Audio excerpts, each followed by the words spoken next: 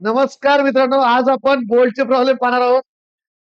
Determine the efficiency determine the efficiency of lap joint used to connect two plates. लक्ष द्या, two plates of 10 mm thickness दिलेली 10 mm. Use FE 410 grade for plate. मग आपण त्याला FU 410 म्हणतो. आपण काय करतो, प्लेट साठी FU लिहितो, Newton per M square.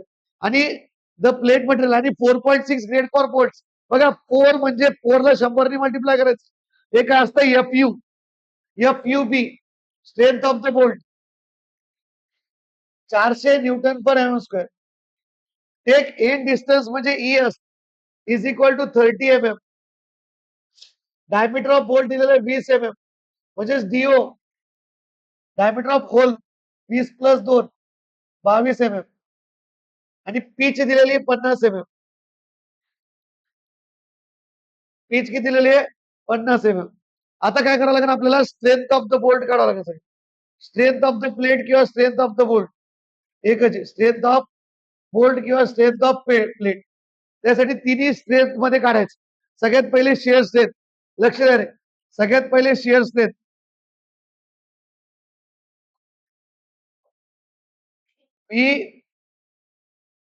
PDSB. काय याचा formula, FUB divided by √3 in bracket NNANB plus NSASB divided by 1.25 म्हणजे पार्शल सेफ्टी फॅक्टर. लक्षात, तिकडे बघा आता, NN हे 1 घ्यायचं, सिंगल एकच प्लेन आहे.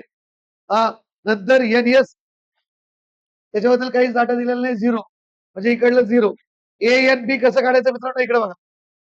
ANB मी तुम्हाला सांगितलंय काल, हा जर बोल्ट असला तर हा एरिया म्हणजे शँकचा एरिया, आणि हा म्हणजे ANB थ्रेडवाला एरिया. तर त्याला कसं काढायचं, 0.78 इंटू पाय भागिले 4 इंटू 20 चा स्क्वेअर. किती येतं, पटकन काढा.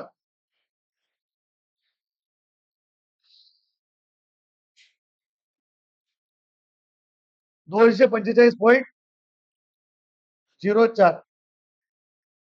mm square. 04 mm square. नंतर काय करायचं आता,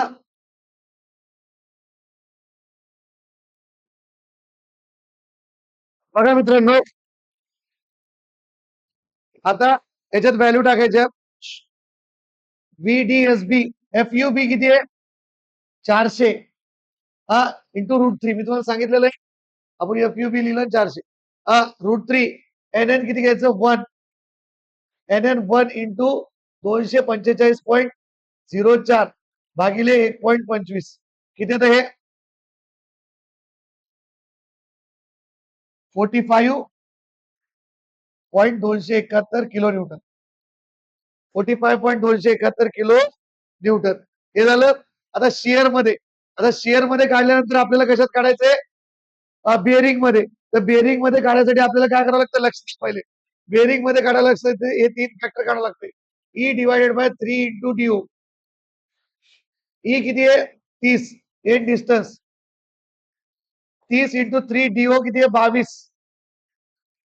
किती येतं हे, 0. किती येतं सांगा फास्ट, 0.545. नंतर pitch divided by 3 DO minus 0.25. Pitch किती आहे, 50 आहे ना, 50 इंटू 3 इंटू 22 मायनस 0.25 किती येतं हे, 0. नीट सांगा, हे मायनस 0.25 केलं का, 0.5. नंतर FUB divided by FUB divided by FU. FUB किती आहे, 410. Sorry, 400 divided by 410 0.975. हे तिघ पण जे याच्यापेक्षा कमी आहे, 1 पेक्षा. हा मग केबी सगळ्यात कमी घ्यायचं तिघांमध्ये 0.454 झालं. मग आता बेरिंग साठी व्ही केबी म्हणजे फॅक्टर त्याला युनिट नसतं. हा V B V D P B. हा इकडे बघा design strength in bearing pressure. हा तर आता बघा याचा काय फॉर्म्युला आहे बरोबर आहे व्हीडीपी. हा याचा फॉर्म्युला काय 2.5 into KB into D into T into F you divided by 1.25 बरोबर आहे. 2.5 च्या वरी सांगा फास्ट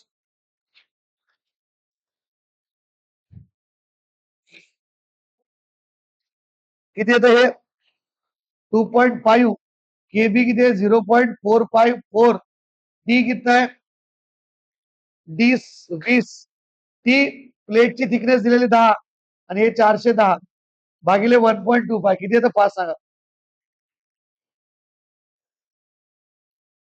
किती येतं हे 74.45 किलो न्यूटन. हा हे आलं बेरिंग मध्ये. आता काय करायचं टेन्साईल स्ट्रेंथ ऑफ प्लेट म्हणा बोल्ट म्हणा सारखं जे प्लेट और बोल्ट. आता काय फॉर्म्युला याचा टीडीएनचा काय फॉर्म्युला आहे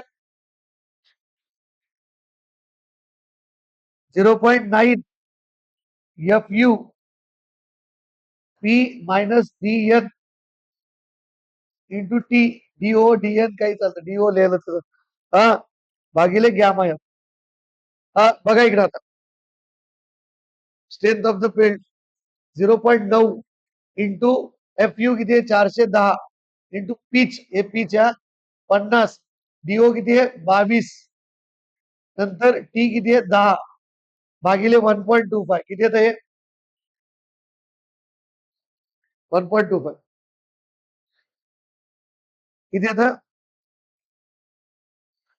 82.65 किलो न्यूटन. हे पहा बीव्ही म्हणजे मिनिमम बोल्ट रिक्वायरमेंट असते मिनिमम बोल्ट किती आहे बीव्ही म्हणजे तिघात सगळ्यात कमी लोड घ्यायचं. इथे नंबर ऑफ बोल्ट विचारलेलं नाहीये तिघात सगळ्यात कमी कोणचं आहे 45.27 सगळ्यात कमी कोणचं आहे 45.27. आपल्याला आपल्याला काय विचारलं माहिती का इथं इफिशियन्सी ऑफ द बोल्ट विचारली लक्ष द्या इकडं आपल्याला काय विचारलं इथं इफिशियन्सी ऑफ द बोल्ट सगळ्यांनी लक्ष द्या. हा efficiency of the lamp joint लक्ष द्या रे what is the formula of efficiency of lamp joint. आपल्याला नंबर ऑफ बोल्ट विचारले नंबर ऑफ बोल्ट काढण्यासाठी तुम्हाला लोड दिलेला पाहिजे लोड दिलेला नाही. आता इफिशियन्सी ऑफ द बोल्ट किंवा lamp joint efficiency of lamp joint is equal to इथं काय करायचं स्ट्रेंथ ऑफ सॉलिड प्लेट लक्ष द्या इकडे सांगतो मी तुम्हाला strength of solid plate into strength of plate strength of joint into 100 strength of joint divided by strength of solid plate into 100. हा तर स्ट्रेंथ ऑफ जॉइंट म्हणजे या तिघात जे कमी आहे ते घ्यायचं किती आहे तिघात कमी 45.27 आणि स्ट्रेंथ ऑफ प्लेट कसं काढायचं ते बघू. पहिले स्ट्रेंथ ऑफ सॉलिड प्लेटचा फॉर्म्युला बघू. स्ट्रेंथ ऑफ सॉलिड प्लेट म्हणजे कोणची लक्ष द्या बिना होल पाडलेली सॉलिड प्लेट म्हणजे कोणची बिना होल पाडलेली प्लेट. सॉलिड प्लेट म्हणजे कोणची बिना होल पाडलेली प्लेट. तर बिना होल पाडलेल्या प्लेटचा फॉर्म्युला काय स्ट्रेंथ ऑफ सॉलिड प्लेट. तर स्ट्रेंथ ऑफ सॉलिड प्लेट बघा